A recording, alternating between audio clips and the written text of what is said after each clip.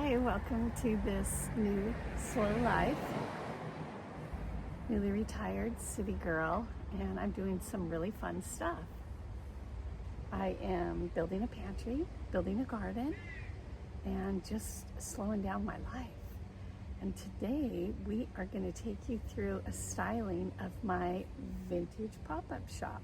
I've done this now 4 or 5 times, and so far I don't think anything has been stolen.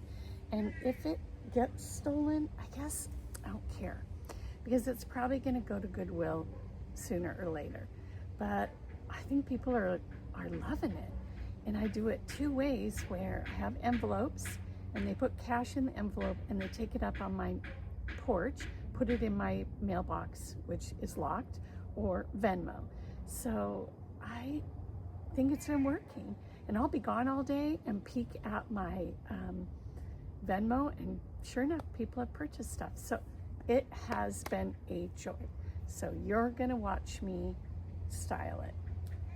And then I'm gonna have my daughter come in, who is a stylist, and tell me how I did.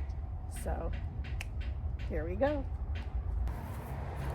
So at first we just get kind of everything out so that we can feel the vibe.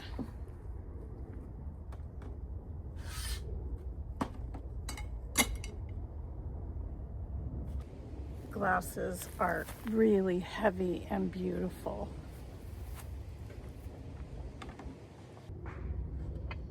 I just love this. This is the Alice in Wonderland teapot. And then I have all these pins, but I'm very careful about what I put out. If you put out a lot, it's overwhelming. If you just do a select few, it helps. Even I want this. Love it. I have everything set up. I hope it works today. Very excited.